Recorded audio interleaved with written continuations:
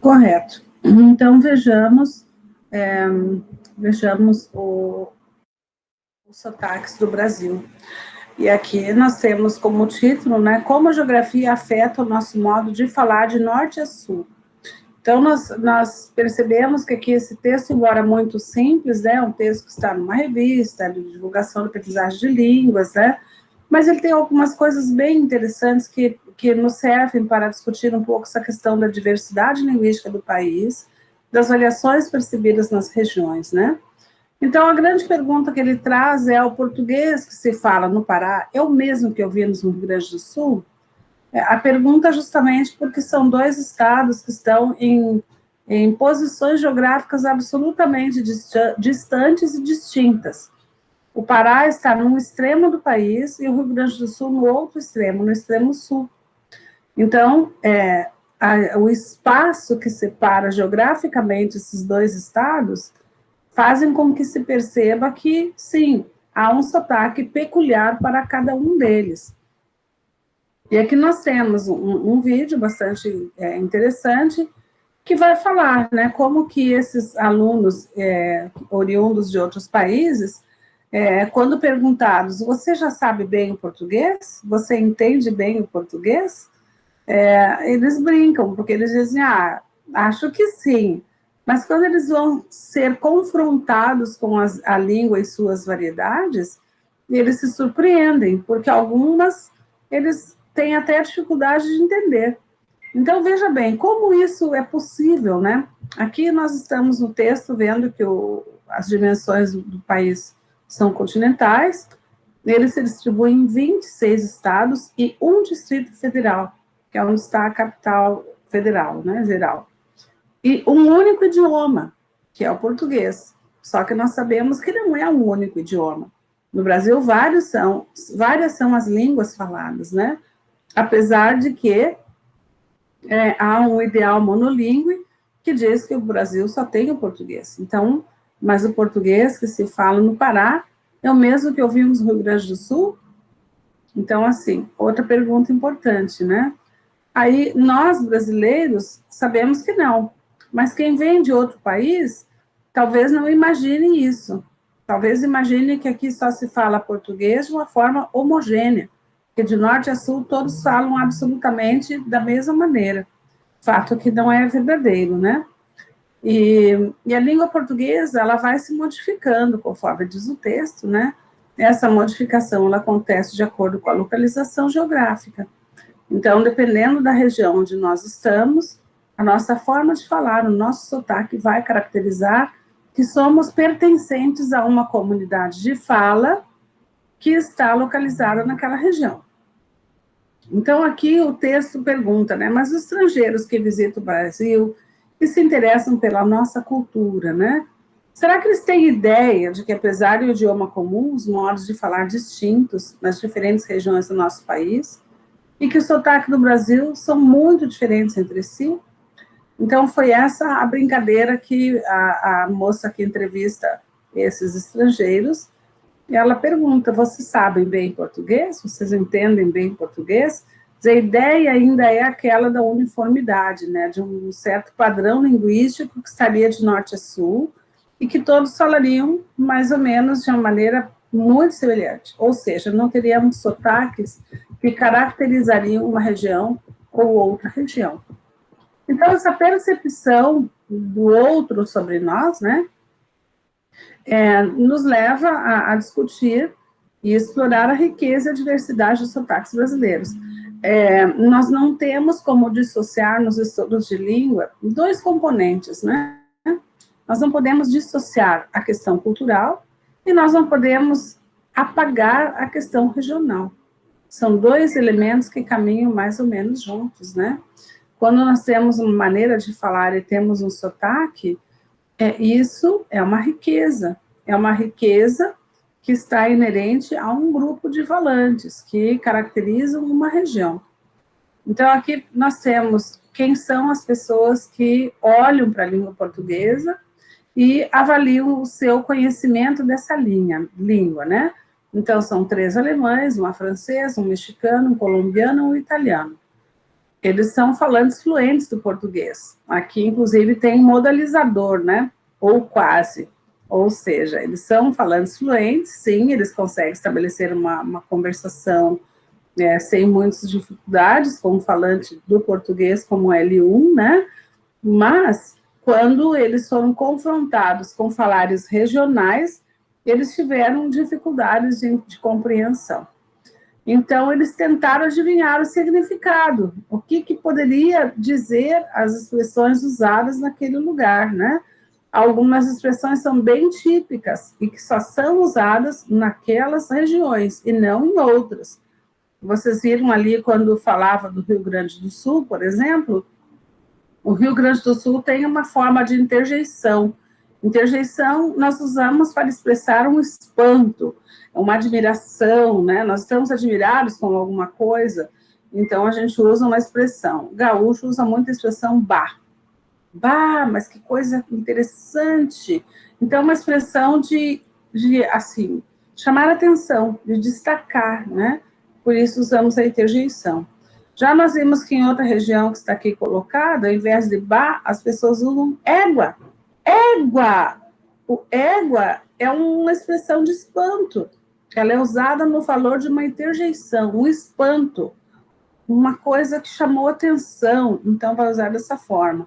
Outras pessoas usam nossa, é a mesma coisa. Então, assim, são formas diferentes e regionalizadas. Nenhum outro falante do português brasileiro usa bah, é só gaúcho. Se um gaúcho, estamos na conversa com alguém e a pessoa usou essa interjeição, ela já demonstrou de que região ela é gaúcha. A pessoa que usa égua, a mesma coisa, nós vamos identificar a sua origem geográfica por conta dessa interjeição, porque ela é típica daquela região. Gaúchos da região central, Porto Alegre, por exemplo, aquele seu entorno, eles usam a expressão tri. Nossa, quando eles gostam muito de uma coisa, isso é trilegal. Trilegal significa é muito bom. Então, o tri entra no valor de muito, né? Um advérbio de intensificação, de intensidade. Então, veja que essas expressões, conforme diz o texto, elas são expressões típicas. E elas são típicas a 6 diferentes locais do Brasil. Ou seja, o que nós vamos usar no Rio Grande do Sul não é a mesma forma que vai usar, por exemplo, alguém que é da região sudeste, alguém que é da região norte. Há algumas gírias, alguns termos, algumas expressões que sim, elas são homogêneas, elas estão em qualquer lugar, de norte a sul do país, mas há outras que são regionais. Então, para não ficar muito fácil, nós selecionamos gírias e expressões que até mesmo brasileiros que não são desses lugares terão dificuldade para entender. Então, veja que essa questão não é só na relação com o não falante do português como L1. Essa coisa do não entendimento, ela pode acontecer conosco, com os próprios brasileiros que são de uma região e não têm como hábito transitar na região do outro. Não viajam quase para outra região, não vão lá, não conhecem. Tem muito brasileiro que não conhece além da sua região. Nunca viajou além da sua região. Há outros brasileiros que viajam pelo país, mas muitos não. Então, há um espanto com o que o outro fala, sendo que esse outro fala a língua que é dada como a língua do país, né? A língua de domínio, que é o português. Então, essa discussão é bastante interessante. Agora, aqui nós vamos ter um vídeo baiano, por exemplo, né? Nesse vídeo baiano, a menina vai falar coisas que são típicas daquela região. Então, ela traz aqui um exemplo, que é um exemplo que está na fala que o vídeo traz, né? Que está iniciando pela Bahia Rafael. Quando come água, fica todo cheio de gracinha para cima de mim. Eu fico retada. Nunca dei uma ousadia para ele. Então, assim, essa fala, ela é específica. É uma maneira do baiano se comunicar. Essa forma mostrada aqui, ela não é caricata, ela não é uma coisa para chamar atenção, e ela não é algo intensificado em termos de sotaque. é uma fala real. As pessoas realmente usam a língua dessa forma. Mas é uma forma peculiar dessa região, desse lugar. Não é, de forma alguma, típica ou característica de um outro estado brasileiro. Égua, por exemplo, aqui está falando de água, né? Come água. Come água é interessante, porque é uma expressão bem específica de lá, da região baiana, né? Então, come água, ao invés de bebe, né? Aqui tem até uma tradução de como que poderia ser o que essa moça disse, né? Quando Rafael bebe ou toma umas, né? Umas, aqui no sentido de bebida alcoólica, seja qualquer uma, é bebida alcoólica. Então, quando bebe ou toma umas, quer dizer, a pessoa pode dizer que ele toma umas. E isso significa que ele bebeu alguma coisa alcoólica, pode ser cerveja, pinga, qualquer coisa assim, mas está falando no sentido de algo alcoólico, né? Ele começa a dar em cima de mim. Esse dar em cima de mim é algo que nós vamos perceber e não é um regionalismo. Em outras regiões fala-se assim também. Isso me irrita, porque nunca dei liberdade alguma para ele. Liberdade é o que ela chamou de nunca dei essa ousadia para ele. A ousadia é o sentido de liberdade. Aí tem um outro exemplo aqui, também da mesma região, né, do baiano. Ô, velho, tô sabendo qual é de merma. Veio com esse negócio de historinha pra cima de mim e dou logo um choque. Então, assim, há até alguém que comente ali no vídeo, né, por que é que usa véi. Agora, véi é uma coisa bem interessante, porque inicialmente era uma forma característica do linguajar baiano, como diz aqui. Mas nós temos percebido que outras regiões começaram a assimilar na sua maneira de falar, principalmente na linguagem jovem, esse véi, de tal forma a se referir ao outro, ao seu colega, como véi. Ô, véi, tá tudo bem contigo? Ô, véi, você foi no cinema ontem? Então, ao invés de dizer qualquer outra expressão, né, para se referir ao seu colega, vai chamar ô, véi, ô, véi. Então, a pergunta é, se é característica do falar baiano, do linguajar baiano, por que é que em outras regiões isso começa a aparecer e a circular na linguagem de jovens, né? Primeiro, nós temos conversado, comentado nas nossas aulas, que os jovens são bastante responsáveis pelas mudanças na língua. São eles que vão trazendo outras maneiras de usar a língua. São eles que vão trazendo novas gírias, novas maneiras de usar o nosso léxico. Isso pode ser temporal.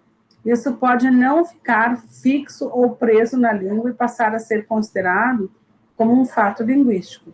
Ele pode aparecer na língua, mas num dado momento ele pode declinar, ele pode sumir.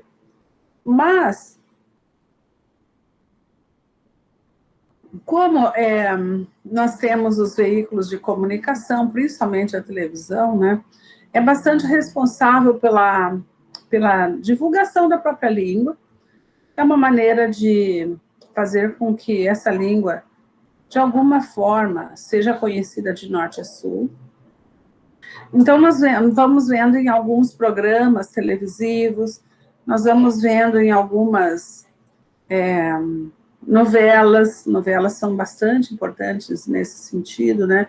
Embora muitas vezes são linguagens, de certa maneira, forçadas, né? Modificadas para chamar a atenção, mas o que é que nós vemos?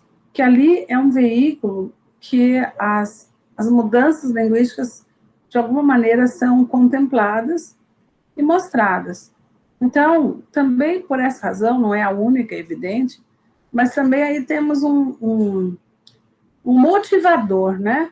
Para que em outras regiões as pessoas comecem a usar as mesmas formas linguísticas. Agora, aqui nós temos um outro, né? O falar com sotaque mineiro. Então, como seria esse mineiro? O mineiro, assim como os demais, eles têm como regra, né? Fazer abreviações e também aglutinações. O que são essas aglutinações?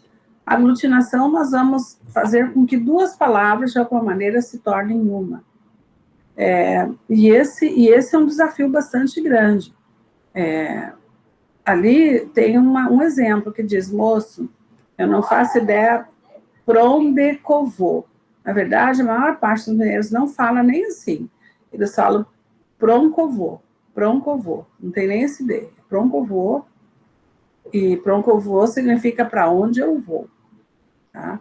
Então, pronto eu vou, ao invés de para onde que eu vou, junta tudo, faz uma aglutinação, torna uma palavra só.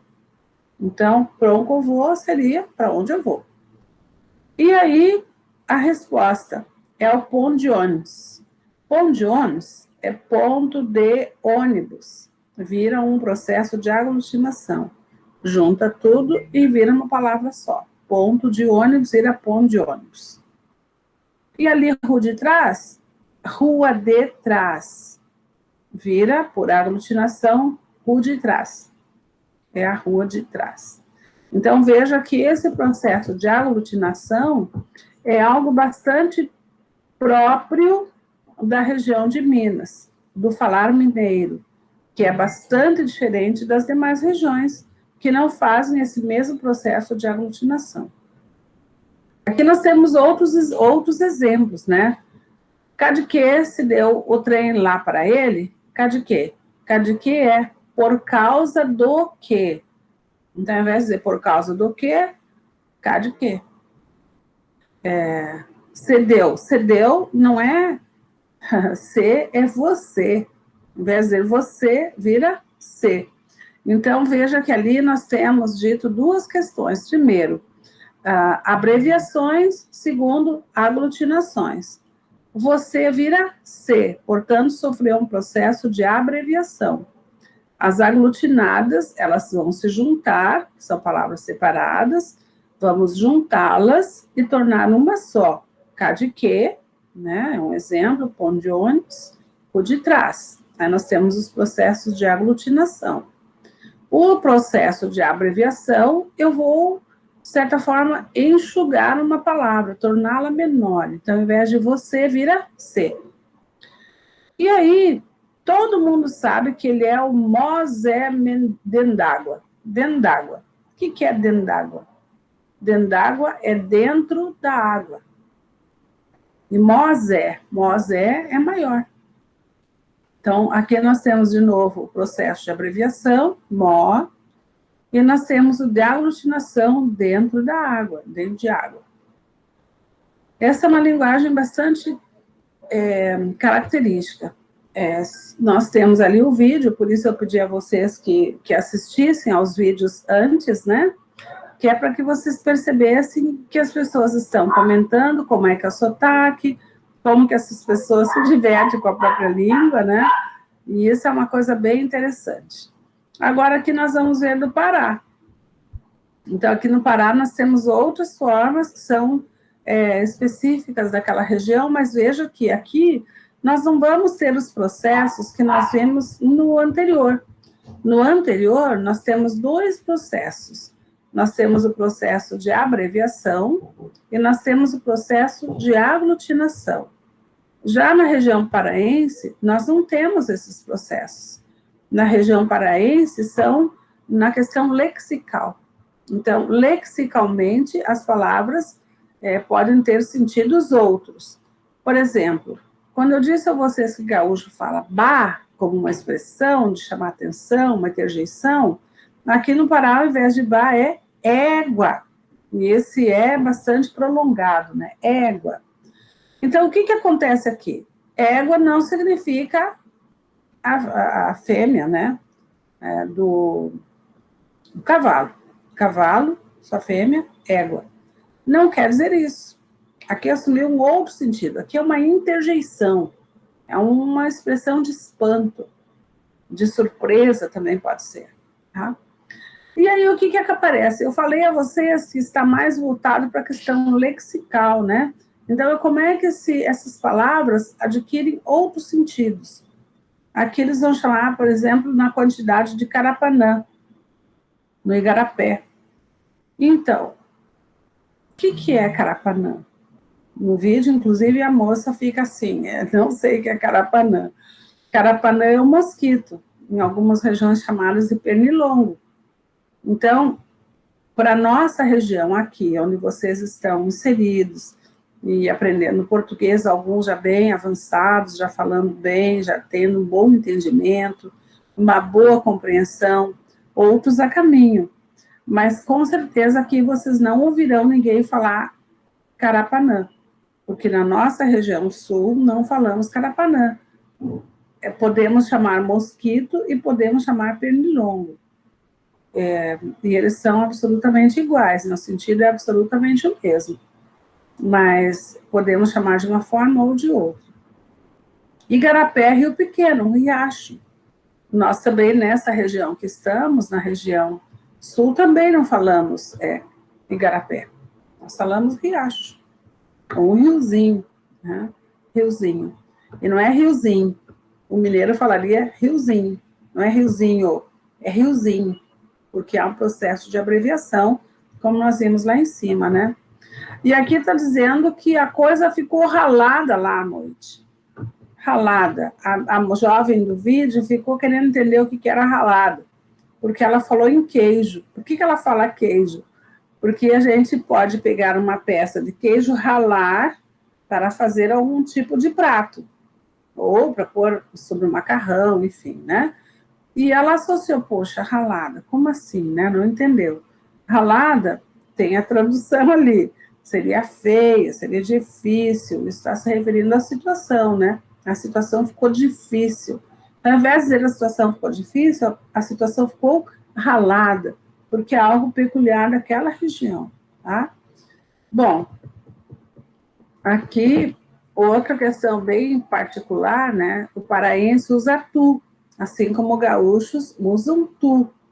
Eu tenho dito a vocês que quando nós olhamos as pessoas, os pronomes pessoais, né, as pessoas, o discurso, e vamos trabalhar a conjugação verbal, por exemplo, nós não temos visto o tu, porque o tu, como eu tenho dito, ele é bastante regional. Ele vai aparecer lá no Pará, ele vai aparecer no Rio Grande do Sul, em poucos outros lugares. Então, nós vimos aqui que ela usa, né? Então, mana, tu viste a facada que está esse sapato? E aí, continua, né? Então, facada não é que alguém pegou a faca e bateu no calçado, e bateu no sapato com essa faca. Não. Facada significa que está muito caro. Mas o facada, no sentido de estar muito caro, não é uma peculiaridade paraense. Em outras regiões também falamos assim, quando tudo está muito caro, às vezes, nossa, eu fui ao supermercado, tudo está uma facada. Ou seja, está tudo muito caro, né? Então, não é tão peculiar, única e exclusivamente do Pará. Essa é uma forma usada em outras regiões brasileiras. Aqui está falando bufunfa. Bufunfa também. Ela é bastante usada no Pará, mas ela também é usada em outros lugares. Outras regiões usam bufunfa de dinheiro. Agora, caboquice já é uma coisa bastante própria do paraense, né? Caboquice, então, é extravagância, né? Comportamento de quem quer chamar atenção. Então, é caboquice. Para o paraense. Buiado, mesma coisa, é bem específico do paraense. Buiado é com muito dinheiro. Então, aqui nós vimos algumas questões interessantes, porque nós vimos que há algumas maneiras de falar, algum sotaque, que são peculiares a uma região, mas há outros que eles podem aparecer em outros lugares. Então, aqui esse próximo vídeo, ele vai falar do Rio Grande do Sul e vai falar da maneira como essas pessoas usam formas bastante próprias, né, daquela região. O Bá, que eu falei a vocês, que é uma região, uma questão de espanto, né? É algo que só usa no Rio Grande do Sul. Guri. Guri, ele é originariamente do Rio Grande do Sul também, embora hoje aqui no Paraná, por influência de gaúchos que vieram para cá, e aliás, muitos gaúchos vieram para o Paraná, por essa razão, o guri foi junto. Então, aqui no Paraná, também usa-se, em alguns lugares, guri. Santa Catarina também. Então, a região sul tem usado bastante essa expressão para se referir a menino, né? Passeio-se de leitão vesgo. Aqui é uma expressão que também é típica do Rio Grande do Sul. Então, é fingir-se de bobo. Faz de conta que eu não estou vendo nada, né? Isso significa fazer-se de leitão vesgo. Então, também é uma expressão bastante típica e característica. O lagartear.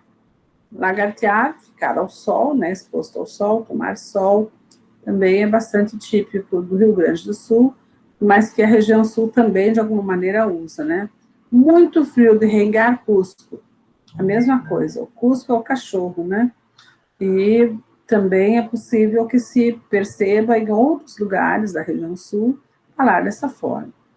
O chimarrão, que é uma bebida preparada com água bastante quente, tem uma erva preparada, uma erva colhida de folhas, galhos, né, pequenos galhos, ela é macerada, batida, ela vira uma ervinha, aí coloca num recipiente, normalmente é feita de bambu ou alguma outra coisa assim, né?